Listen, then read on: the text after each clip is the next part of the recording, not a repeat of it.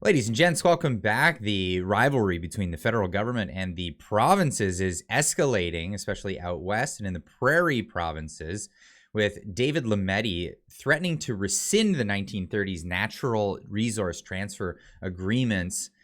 And immediately we have responses from the premiers of the provinces. This from Scott Moe, premier of Saskatchewan, saying the federal justice minister says he will look at taking control over natural resources away from the provinces.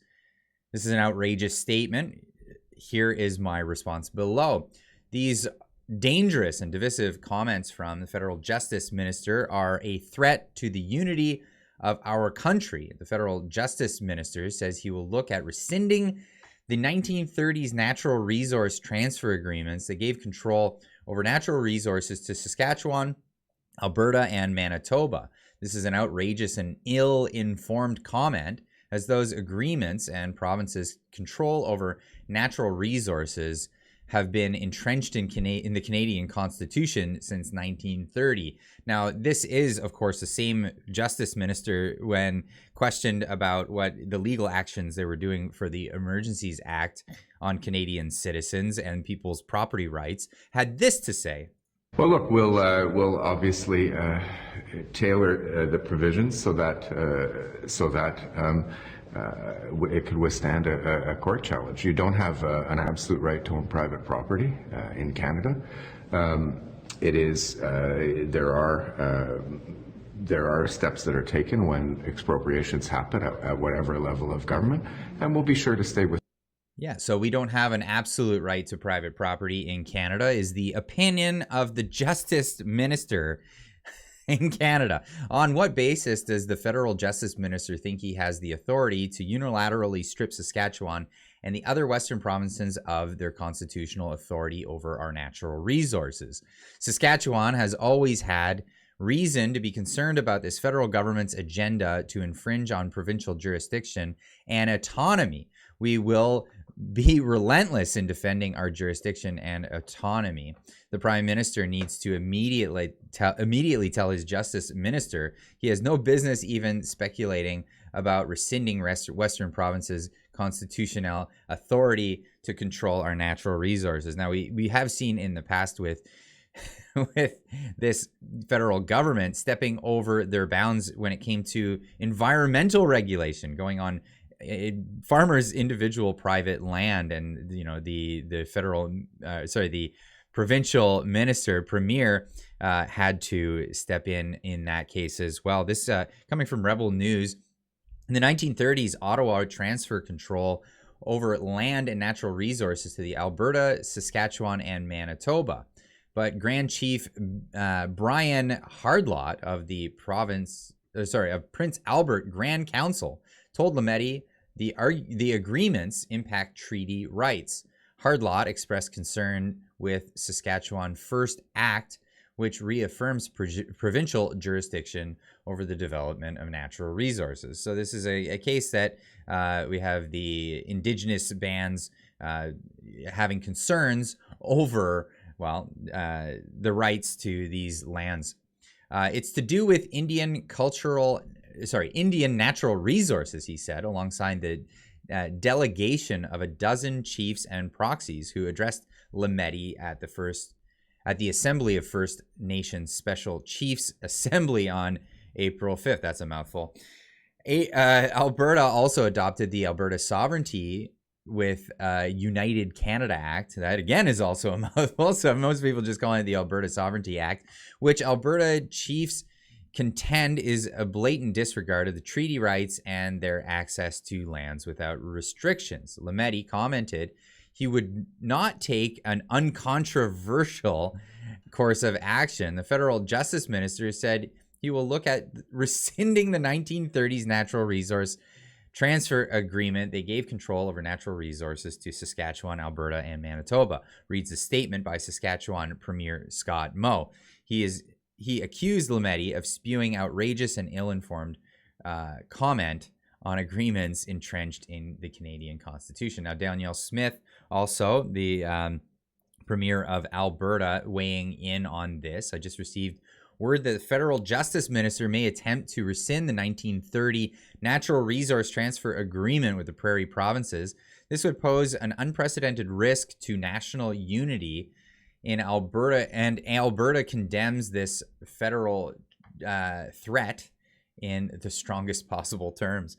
I will be contacting Premier Scott Moe and Heather Stephenson to discuss the next steps and call on the Prime Minister to immediately have his Justice Minister retract and apologize for these comments immediately. He needs to have Trudeau call in his dogs, essentially, is what's being said here. Now, the article from Rebel News goes on to say Alberta condemns this federal threat in the strongest possible terms, said the Premier's spokesperson, Rebecca Pollock, in a statement to Rebel News. Pollock confirmed that Smith would contact Premiers Scott Moe, Heather Stephenson to discuss the next steps and call on Prime Minister Trudeau to immediately have the Justice Minister retract and apologize these statements immediately. So that's what's going on there. Now, this is coming after, and a lot of people are looking at this and thinking, is this retaliation for? Well, the provinces not only did their sovereignty act, but they're also moving against the federal government when it comes to firearm confiscation in the provinces. This from Tracey Wilson of the I always forget the acronym, the CCFR, basically our gun lobby here in Canada. We don't have much of like an NRA type thing, but we do have the CCFR, and they've been fighting for the rights of Canadians when it comes to firearms rights. Today at the Saskatchewan legislature, Bill 117, the Saskatchewan Firearms Act, was not only unanimously supported by both the government and the NDP opposition, but also received royal assent. Hope more provinces get on board with this. Now, what is this all about? Well, this is a bill to protect firearm owners. The provincial government passed the Saskatchewan Firearms Act on Thursday in a move aimed at improving public safety and protecting the rights of lawful gun owners. According to the Saskatchewan Firearms Office, the act sets up a provincial firearm regulatory system to promote the safe and responsible use of firearms.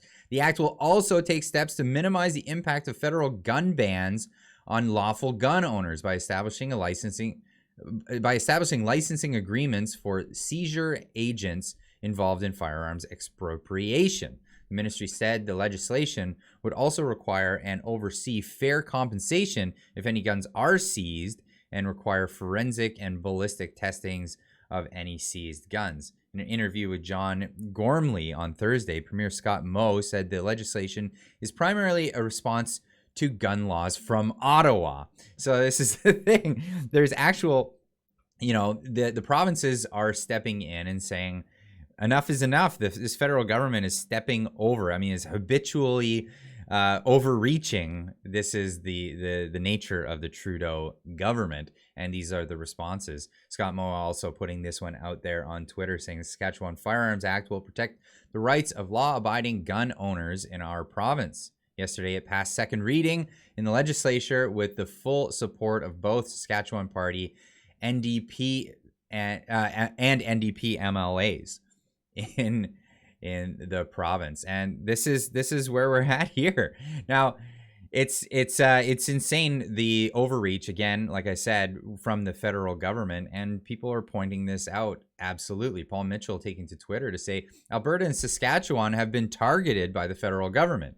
If they try to take away our natural resources, then say goodbye to United Canada forever. Trudeau Liberals are clearly insane, and insane is the name of the game when it comes to this government, as we've seen over months and months and months in the 8 years that they've been in government. And a lot of people are starting to open their eyes to this whole concept that the federal government doesn't have the best interests of essentially the Canadians in like Canadian citizens in this country, but they also don't have the interest of the provinces in mind. They want to usurp power from the provinces and wield their power from Ottawa, completely out of touch entity that has no interest in Canadian heritage or the interests of Canadians writ large. We've seen it with all of the bills that have been passing when it comes to firearms laws, when it comes to internet censorship. This seems to be the approach of this government, and again, with sentiment from David Lametti about Canadians not ultimately having a right to own property is only affirmation to where we stand here against our federal government and what we need to do moving forward. Hopefully, we might see an election in the next few years, but we're definitely going to keep up the fight. Anyway, let me know what you think in the comments down below. What's going on with this whole back and forth? Seems to be escalating every single day. But let me know in the comments down below, and we'll see you in the next one. Keep on trucking.